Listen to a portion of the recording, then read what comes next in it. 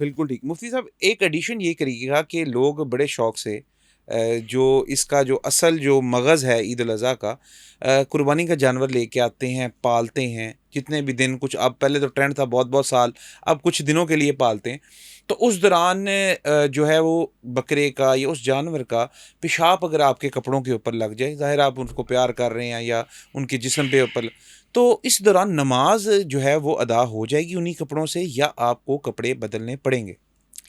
انسان کا پیشاب پلید ہے، ٹھیک ہے، چاہے وہ مرد ہے عورت ہے، اس کا پیشاب پلید ہے، اور شریعت نے یہ حکم دیا ہے کہ تم نے اپنے جسم کو پیشاب کے چیٹوں سے بچانا ہے، کیونکہ اس کی وجہ سے قبر کا عذاب ہوتا ہے۔ ٹھیک ہے، اب رہا وہ جانور کے جن کا گوشت کھایا جاتا ہے، ٹھیک ہے، اللہ کے نبی صلی اللہ علیہ وسلم نے ان کے پیشاب کی رخصت دی ہے، اجازت دی ہے، وہ نجس نہیں ہے۔ ٹھیک ہے، ٹھیک ہے، وہ نجس نہیں ہے۔ اگر وہ کسی کے کپڑے پر لگ جاتا ہے، گوبر لگ جائے، مینگن لگ جائے، پیشاب لگ جائے، اس کا کپڑا پلید نہیں ہے، اس میں وہ نماز پڑھ سکتا ہے۔ ٹھیک اور ہے، یہاں پر تو میں نے لوگوں کو بہانے بناتے ہوئے ایسوں کو دیکھا ہے کہ کاٹن جناب کلف لگی ہوئی ہوگی، نماز کا ٹائم ہوگا، چلو یار نماز، میرے کپڑے نہیں ٹھیک ہیں۔ یہاں تو شیطان نے اور بہت سارے ہیلے دیے ہوئے ہیں۔ تو یہ جو جانور ہیں جو آپ نے گھر میں لا کے پالے ہیں، ان جانوروں کا اگر پیشاب کا چھیٹا یا پیشاب آپ کے کپڑے پر پڑ گیا تو وہ نجس نہیں ہوگا۔ ٹھیک ہے، حلال جانوروں کے لیے جی صرف؟ حلال جانور۔ جی حلال، ٹھیک ہے۔ مجھ صاحب یہ فرمائیے گا کہ ہم نے یہ سنا نبی پاک صلی اللہ علیہ وسلم نے یہ فرمایا کہ اگر آپ نے وضو کی حالت میں اونٹ کا گوشت کھایا تو آپ کا وضو جو ہے وہ ٹوٹ جائے گا اور آپ کو دوبارہ وضو کرنا پڑے، اس کے بارے میں ذرا رہنمائی کر دیں، تفصیلاً ذرا ہمارے ناظرین کو بتا یہ دیں۔ بہت ہی اہم سوال آپ نے کیا کہ قربانی کے دنوں میں اونٹ کی قربانی کی جاتی ہے، اور جو قربان کر رہے ہیں ان کو تو ہے، جن کے گھروں میں آپ بھیج رہے ہیں ان کو بتاتے ہی نہیں ہے کہ یہ اونٹ کا گوشت ہے۔ اگر اس نے وضو کی حالت میں اس گوشت کو کھا لیا تو ان کا وضو ٹوٹ جائے گا، اور وہ وضو کے بغیر پھر نماز پڑھیں گے، کیونکہ مسئلہ لوگوں کو واضح نہیں ہوتا۔ پہلے شریعت میں حکم یہ تھا کہ جو بھی چیز آگ پر پکا دی جائے ٹھیک ہے، اس کو کھائیں گے تو اس کے بعد آپ وضو کریں گے، پہلا ٹھیک ہے، حکم یہ تھا۔ لیکن یہ بہت سٹرک تھا، اس پر جو ہے وہ لوگوں کے لیے بہت مشکل ہوتی تھی۔ دین جو ہے وہ آسان ہے، اور نبی رحمت صلی اللہ صلی علیہ اللہ علیہ وسلم وسلم۔ رحمت اللہ عالمین ہے، اور آپ کا دین آسانیوں کا نام ہے۔ تو پھر شریعت نے آخری جو حکم دیا رسول رحمت صلی اللہ علیہ وسلم نے، صلی اللہ علیہ وہ وسلم۔ یہ ہے کہ اگر آپ اونٹ کا گوشت کھا رہے ہیں اور وضو کی حالت میں ہیں تو آپ کا وضو ٹوٹ جائے گا۔ اب گوشت کھانے کے بعد آپ کو دوبارہ سے وضو کرنا پڑے گا۔ یہ صحیح مسلم کے اندر حدیث ہے، اتھینٹک ترین حدیث ہے۔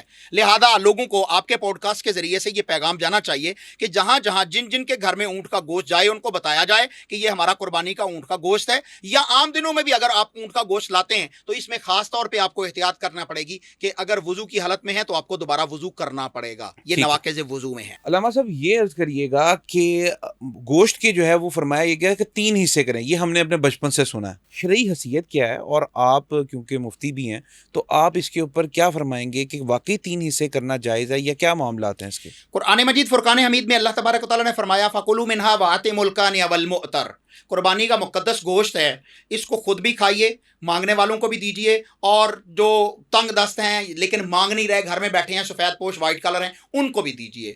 تو قربانی کا گوشت، قربانی اگر آپ نے کرنی نہیں ہے، قربانی دینی ہے۔ ٹھیک ہے، بالکل ٹھیک ہے، قربانی کرنی نہیں ہے، دینی ہے، قربانی بالکل دینی۔ بالکل اگر دینی آپ کو یہ فلسفہ سمجھ آ گیا تو آپ پھر اپنے گھر میں پسندیدہ گوشت نہیں رکھیں گے، جیسا کہ جناب یہ مجھے لیگ پسند ہے، یہ مجھے چیسٹ پسند ہے، مجھے جناب چامپ پسند ہے، میں نے تو یہ، تو پھر آپ اپنی پسند دوسروں کے دیں گے، آپ قربانی دیں گے، قربانی کریں گے نہیں۔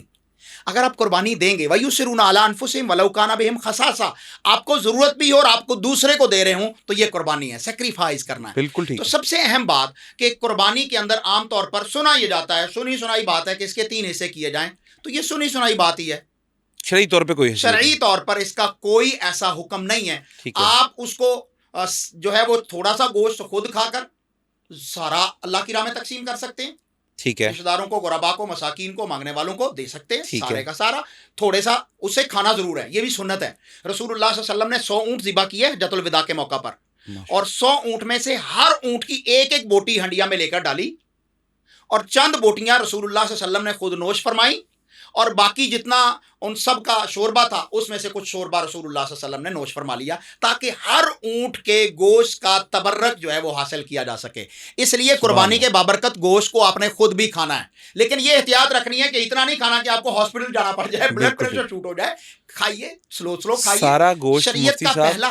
جی جی آپ کمپلیٹ شریعت کا ایک مرتبہ یہ حکم ہوا، تنگ دستی تھی، قربانیاں نہیں تھیں اور مہنگائی تھی، تو رسول اللہ صلی اللہ علیہ وسلم نے فرمایا کہ اتنا گوشت رکھ لو کہ 3 دن آپ اپنے پاس رکھ سکتے ہیں، باقی سارے کا سارا غربا مساکین میں اللہ کی راہ میں تقسیم کر دیجیے. بالکل ٹھیک. مفتی یہ صاحب حکم. اس میں ایڈیشن یہ بتائیے گا کہ آج کل کے دور میں، کیونکہ اس دور کے اندر فریج کی فیسلٹی نہیں تھی، آج فریج کی فیسلٹی ہے، پورا گوشت بھی کئی لوگ رکھ لیتے ہیں کہ یار ہم نے پورا سال تو نصیب ہونا نہیں، بہت ایکسپینسو میٹ ہے.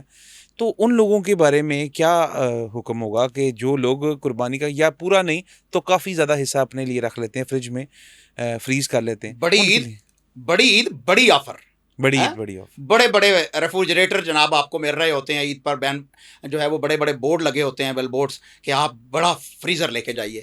تو آپ نے قربانی، میں نے شروع میں آپ کے ابھی کہا تھا کہ قربانی کرنی نہیں ہے، قربانی دینی ہے. بالکل ٹھیک. ایک بات. دوسری بات یہ کہ اگر آپ ضرورت مند ہیں اور آپ رکھنا چاہتے ہیں کچھ حصہ اچھا دے کر، تو آپ رکھ بھی سکتے ہیں، کوئی شرعی طور پہ کوئی گناہ تو نہیں ہے، گناہ نہیں ہے. بالکل ٹھیک. اگر آپ کے پاس وسعت ہے، باقی 11 مہینے بھی آپ ماشاءاللہ گوشت کھاتے رہتے ہیں، تو ان کو دیجئے جو 11 مہینے ترستے رہتے ہیں. بالکل ٹھیک. ٹھیک ہے، ایک بات. دوسری بات یہ کہ آپ تو آج فریج سر کی بات کر رہے ہیں، واپٹا والوں نے ہمارے اوپر مہربانی کی ہوئی ہے، ان کو بوٹیاں 4 زیادہ دے دیجیے گا، نہیں تو آپ کا فریزر بھی جو ہے وہ ڈی فراسٹ ہو جائے گا، سارے کا سارا ہی لاسٹ ہو سکتا ہے. بالکل ٹھیک. ٹھیک ہے، اس پوائنٹ آف ویو کو بھی ضرور مد نظر رکھیے گا. جہاں 18 12 گھنٹے لوڈ شیڈنگ ہو رہی ہے، تو آپ اس میں اگر گوشت رکھ لیں گے تو بھائی پھر پھینکنا ہی پڑے گا. دوسری بات، جو دور رسالت تھا صلی اللہ علیہ وسلم، یا اس کے بعد جب یہ فریج کی سہولت نہیں تھی، ریفریجریٹر نہیں تھا، تو اس وقت بھی گوشت کو سکایا جاتا تھا، نمک لگا کر اس کو خشک کیا جاتا تھا. اور میں نے خود اپنی والدہ ماجدہ کو، ہمارے گاؤں میں لائٹ نہیں ہوتی تھی، بہت عرصہ بعد میں جو ہے وہ لائٹ آئی، ریفریجریٹر کا تصور ہی نہیں تھا، تو گوشت کو خشک کر لیا جاتا تھا اور پھر وہ پورا سال بھی چلایا جا سکتا تھا. اچھا، یہ ریفریجریٹر والا تو 6 مہینے زیادہ سے زیادہ آپ نکال لیں گے نا، زیادہ سے زیادہ، یہ بھی میں کہہ رہا ہوں، وگرنہ اس کا وہ ٹیسٹ نہیں رہے گا. تو گوشت کو عرب کی دنیا میں بھی خشک کر کے سیو کر لیا جاتا تھا اور وہ پھر پورا سال اس کو استعمال کر سکتے تھے. یہ قربانی کے ساتھ ہی خاص نہیں ہے، عام دنوں میں بھی. یہاں تک کہ سنن ابن ماجہ کے اندر حدیث آتی ہے، رسول کائنات صلی اللہ علیہ وسلم جس جانور کو ذبح کرتے اس کے پائے رکھ لیتے. اچھا، کیسی بات ہے، پائے رکھ لیتے، اور پھر عید الاضحیٰ گزر جانے کے 15 دن بعد ان پاؤں کو بنایا جاتا.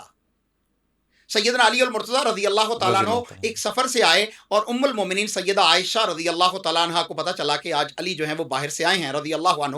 اماں جان نے خصوصی طور پر وہ قربانی کے بکرے کے پائے انہیں پکایا اور پکا کر سیدنا علی رضی اللہ عنہ کو پیش کیا اور کھانا کھلایا. تو یہ محبت ہے اور یہ سنت بھی ہے. تو آپ قربانی کے گوشت کو جو ہے وہ زیادہ سے زیادہ بانٹ بھی سکتے ہیں، تھوڑا بھی رکھ سکتے ہیں.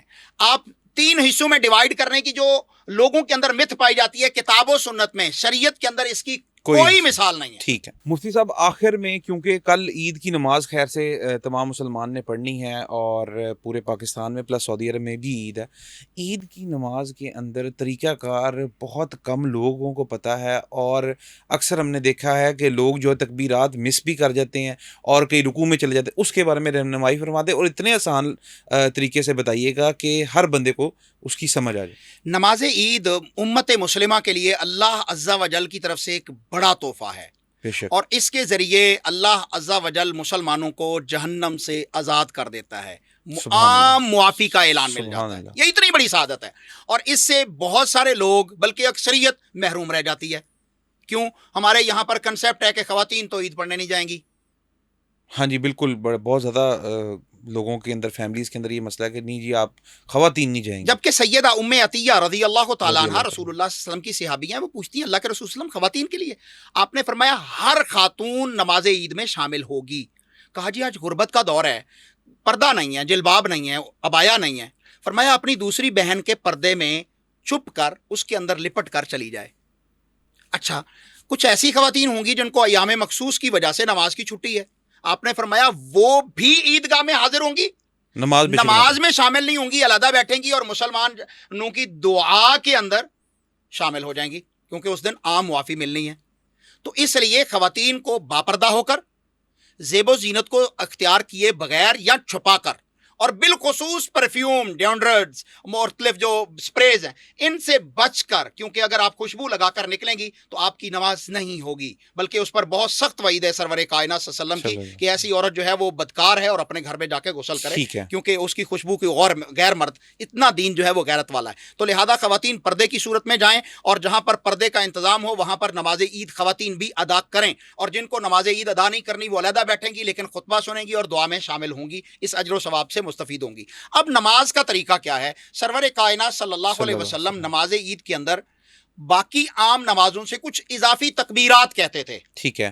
ان ایام میں سب سے بڑا ذکر جو ہے وہ اللہ کا بڑائی بیان کرنا ہے۔ یہی وجہ ہے کہ چلتے پھرتے جیسے ہی ذی الحجہ کا چاند طلوع ہوتا ہے تو صحابہ کرام رضوان اللہ علیہم اجمعین اللہ اکبر لا الہ الا اللہ اللہ اکبر وللہ الحمد یہ پکارتے ہوتے تھے، یا اور دعائیں بھی اسی طرح ہیں، یا حجاج کرام بھی پورا سفر میں یہی تلبیہ کہہ رہے ہوتے ہیں۔ ٹھیک ہے، تو آپ جس علاقے میں ہیں وہاں پر یہ تکبیرات کہہ رہے ہیں، اللہ اکبر کبیرہ، اللہ اکبر واجل، اللہ اکبر وللہ الحمد، اور بہت ساری تکبیرات کے الفاظ ہیں جو مسنون ہیں، صحابہ کرام سے ثابت ہیں، تو آپ وہ الفاظ کہتے ہیں۔ صحابہ کرام تو بازاروں میں نکل جاتے تھے نا ان الفاظ کو دہرانے کے لیے، اور پھر قربانی والے دن بھی آپ نے ذبح کرتے ہوئے بسم اللہ واللہ اکبر پڑھنا ہے، آپ نے قربانی کے جانور کو جو ہے وہ لٹانا ہے قبلہ رخ، اور اس کو جو ہے وہ تکبیر پھیرتے ہوئے بھی آپ نے اللہ کی بڑائی کا بیان کرنا ہے کہ اللہ کے نام کے ساتھ شروع، بسم اللہ واللہ اکبر، اللہ سب سے بڑا ہے۔